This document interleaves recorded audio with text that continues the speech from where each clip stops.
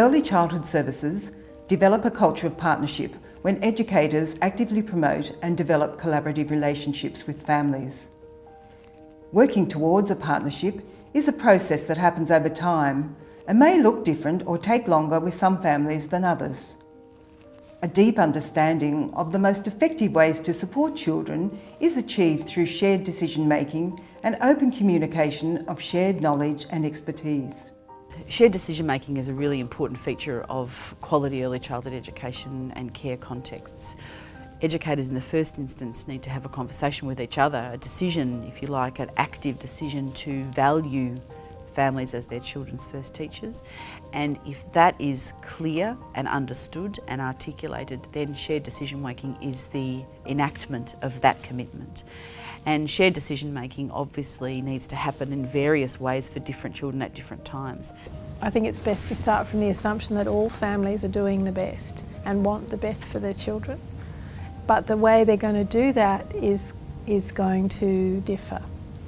So that any of us who are working with families, whether it's in the early childhood setting or in the more mental health, early childhood mental health setting that I'm working in usually, is to start from that position of kind of respectful curiosity about this family and how is it that they are understanding what their child needs, and how is it that they are going about the process of providing the best they can for this child or these children.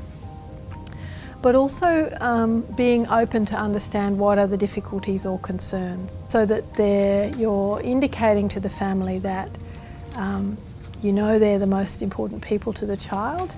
It's a responsibility that they're entrusting their child to you for this part of the day, that they will always be the experts on their child, and that the way they do things from their own particular family and cultural background is something that you or I are interested in and respectful about, and that all of us have a shared concern to do the best for the children that we're with, but that we might have slightly different understandings about the way that we do that.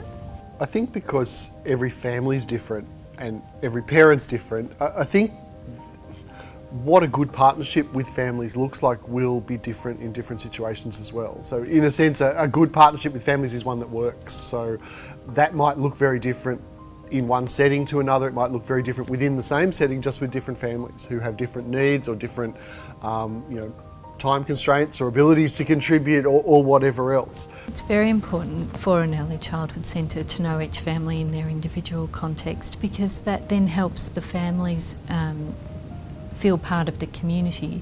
But more importantly, it will support the family's mental health. And it will do that by replicating what the early childhood centre does for the child, but with the family. The family will not feel alone, will not feel isolated. The family will feel that they can talk to the early childhood professionals, either about problems or not about problems, just about the everyday, sharing the everyday life of raising young children, which is really challenging. It's a very intense period of time in the developmental stage for family.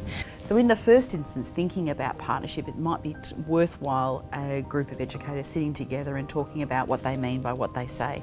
So we use the word partnership, what actually do we mean? And this helps us to identify the features of an effective partnership. I think with early childhood services, one of the things that's important is that many families are connected with a service for a number of years. They can be connected with an early childhood service for at least 4 years sometimes.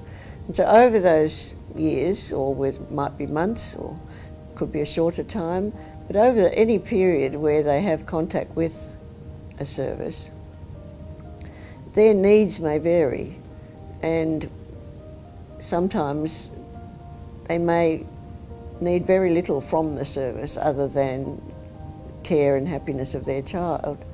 Other times they may be going through challenging times as a family, and they may need a much deeper connection. And that's why it's really important for services to make sure that they are in tune in a way with what's happening with their families and changing circumstances. In the past, parents would be a bit reluctant to just drop into the service because they'd think they could only be there in the morning or the afternoon. Now parents will say, well, can I pop in my lunch break and read a story, or can I come and help with something? And we're really open to that. So we have little group discussions in the morning and group discussions in the afternoon, and we invite parents in to participate in those. So they can come and stay the half hour, they can stay an hour, or they can come early at the end of the day and be there for a while before they leave with their child. So instead of traditionally we used to just say, well, you know, what time could you come and make an appointment, and could you share this in the program? Now we just encourage parents to come in whenever they want to. So yeah, it's completely different to how we used to operate. One of the other things that I like is when educators share some of their anxieties or joys about the children in their care to their parents. Oh look, Emily did this amazing thing today, I was so proud of her. I was so proud of her. That's a lovely thing for an educator to say to a parent, and for a parent to think, oh yes, she's proud of my daughter, I'm proud of her too.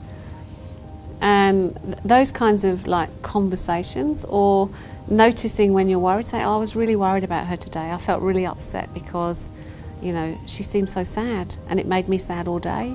I need to talk to you about that.